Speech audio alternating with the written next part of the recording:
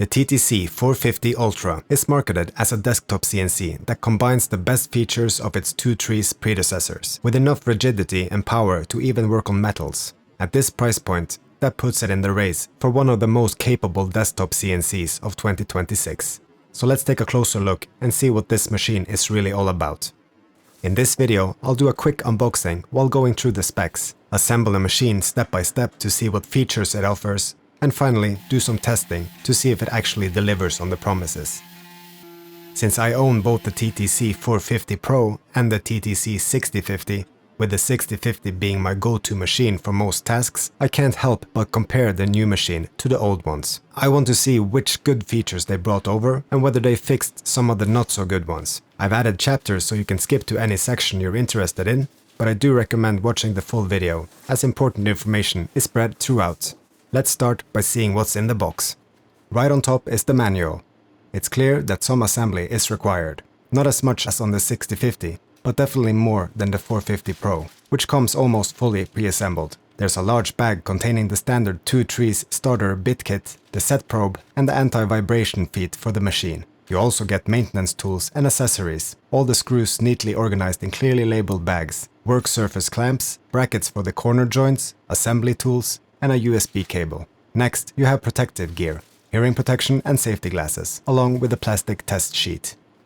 The gantry cables come pre-sheathed and clearly marked. Two Trees have previously received some criticism for cable setup being a bit confusing, so this is a very good sign. The power supply and control box look very similar to the one used on the 6050, just with a metallic finish that matches the design of the machine really well. One detail worth pointing out is the locking connectors on the cable plugs. On older models, I've occasionally had connections come loose when moving the controller around, and it's great to see that Two Trees have clearly listened to feedback and fixed this. A big plus with this machine is that it ships with a 500-watt spindle right out of the box. While I like the 450 Pro, I always felt it was slightly underpowered, so this is probably the biggest advantage the 450 Ultra has over the Pro model. The Z-axis motor and mechanics are the same as on the 6050, with a powerful and precise motor and very solid construction. But there's something new here as well, an extra layer of dust protection in the form of opposing brushes that shields the moving parts. That's a very clever addition. Next up are the gantry columns. They come with limit switches already installed and cabling integrated into the design in exposed areas. I like this approach. Fewer loose cables is always a good thing. We then have the solid side panels designed to further stabilize the frame. These also include dust protection brushes, which I'm curious to see in action.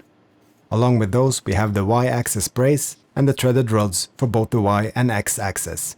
In the next tray are the motors for the X and Y axis. These are powerful stepper motors, giving the machine a claimed precision of 0.05 millimeters. Then there's the spindle mount and the gantry with the X-axis already installed. The construction is solid and feels very sturdy. That said, I do miss the dust protection here. The front is sealed, but the back of the X-axis is completely open. I actually think the dust protection on the 6050 is better in this area, which is understandable given the price difference. Still, it's something I'd love to see carried over to future machines. Finally, there's the pre-assembled base, including the Y-axis sliding mechanism and the MDF spoil board with threaded inserts for fixtures. Now it's time to assemble a machine. The manual has clear step-by-step instructions, so the process should be fairly straightforward. I start with the pre-assembled frame and bed, attaching the feet. They have rubber soles and should help reduce vibration. Next, I prepare one gantry column and attach it to the Y-axis brace. This slides under the machine and mounts directly to the linear rails on the frame. I repeat the process on the other side. The movement is smooth and the brace feels very solid. It can also be fine-tuned using several adjustment screws. I continue working on the Y-axis by attaching the motor to the rear. Then I flip the machine over and insert the bearing and the threaded rod through the brace, securing it to the motor at the other end.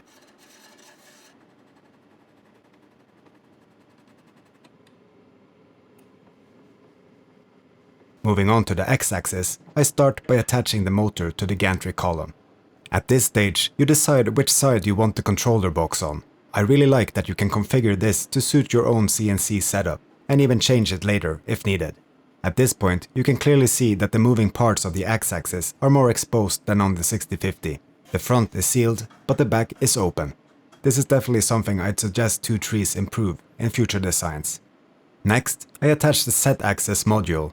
It comes pre-assembled and mounts to the gantry using a set of solid screws. After that, the spindle mount goes on, followed by the spindle itself. Now it's time to close up the frame using the side panels. Notice how the brushes on the panels interlock with the brushes on the base, creating a surprisingly good seal while still allowing the column to move freely along the y-axis. I haven't seen this kind of solution before, but it seems like a good one. Before starting the cabling, I snap on the corner brackets. These give quick and easy access to the side panels for maintenance. Then it's time to connect everything, starting with the spindle motor. Most of the cabling is clearly labeled and easy to follow, although I did have to stop and think a bit when mounting the gantry cables. Instead of a traditional drag chain, Two Trees use a spring-style cable guide, and it wasn't immediately obvious from the manual how it should be installed. Once I figured it out though, it actually turned out to be a very smart solution that keeps the cables tidy and out of the way.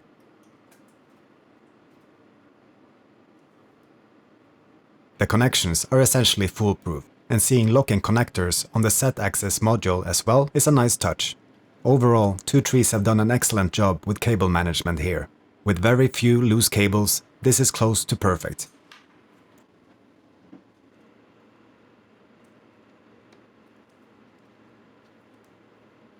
After connecting and locking everything into the controller box, the machine is fully assembled. I like the clean, minimal look of this machine, especially knowing how many clever features are built into it. But looks are one thing, performance is what really matters, so let's move on to some testing. Before putting it into its final position, I'll do a quick systems check. I test all axes, controls and movements, and everything looks good so far.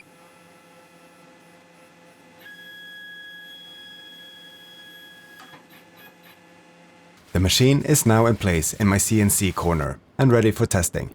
I do have a M2 CNC vacuum here, but I'm deliberately not using it. I want to see how well the dust protection actually holds up on its own.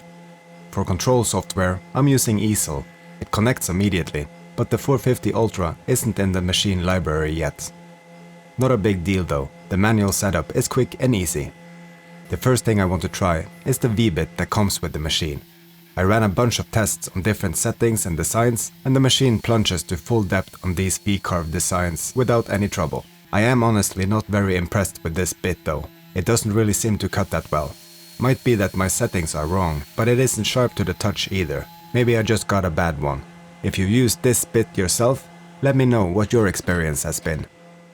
Next, I want to test precision properly, and a good way to do that is with a detailed engraved design using the 30-degree engraving bit.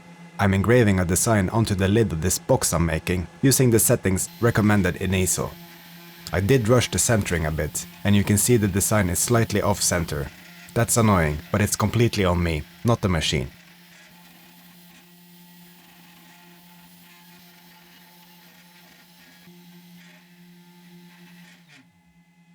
Ends up really sharp and crisp, even with that tiny detail. As a woodturner, I make a lot of these boxes, and I'm always looking for ways to decorate them and make them stand out. The rotary unit from Two Trees lets me do that, adding precise engravings or cuts to boxes or even to the outside of the rim of a small bowl. Here I'm doing a leveling pass with a 3mm upcut bit on a test piece before engraving the actual box. Nothing extreme, 1mm depth at 1000mm per minute, but it works like a charm. Once everything looks good, I move on to engraving the box itself. Let's take a look. It works really well, but I have noticed a rattling noise coming from the y-axis when running the machine. I checked everything I could think of, but I couldn't find an obvious cause. I will investigate further after this job. The rotary unit doesn't come with the TTC450 Ultra by default, but it's sold separately or as part of a bundle. It works with all Two Trees machine and actually with any GRBL CNC if you have a 4-pin adapter. It really opens up a lot of new possibilities and turns a fairly plain box into something much more unique. This is a good chance to see how the brush dust protection works, and it's clearly doing its job. Been running a few engravings and the brushes are full of dust, but not much seemed to be getting into the machine itself. As for the Y-axis rattle, I ended up fixing it by adding some foam between the Y rod and the base at the far end. That completely stops the rattle, but it's something I want to follow up on, so I'll check with Two Trees and update you in the comments. Lastly, I want to test a different material, aluminium. On the Two Trees website, there's an image of this machine doing a large relief cut on a solid aluminium block, which honestly makes me a bit skeptical. I don't have a block of aluminium, just this 1mm aluminium sheet, and a bit that Two Trees says is meant for aluminium, even though the bag is labeled PCB. Even with limited supplies, this is enough to see whether the machine can handle aluminium at all. I'm doing a pocketed number first, and then I'll see if I can cut all the way through as well. I'm doing 2 passes to a total depth of 0.3mm, and it actually does it. The aluminium doesn't melt, the tool doesn't bind, and there's no obvious vibration or instability in the frame.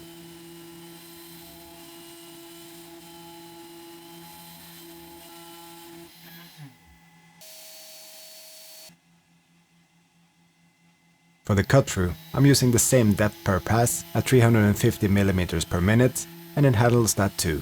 There's clearly some heat, but nothing that causes damage. Now I really want to get my hands on some thicker aluminium and try something more ambitious, but that'll have to be another video.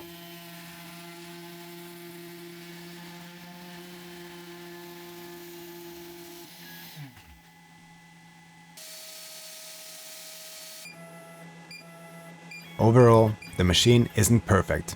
The dust collection, while improved over the 450 Pro, still doesn't come close to the well-designed solution of the 6050. I also had an unexplained Y-axis rattle that I had to fix myself, and the included V-bit, at least in my case, isn't very impressive.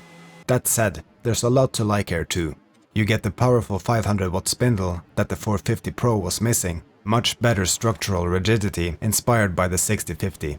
Improved dust protection, secure locked connectors that fix the connection issues of the 6050, and much cleaner cable management than either of its predecessors. For this price, it offers a very solid, tidy and capable package, and features like a 500-watt spindle, decent dust protection and good overall build quality are surprisingly rare in this price range. If you found this review useful, please check out my other projects, tests and reviews on my channel. Thanks for watching.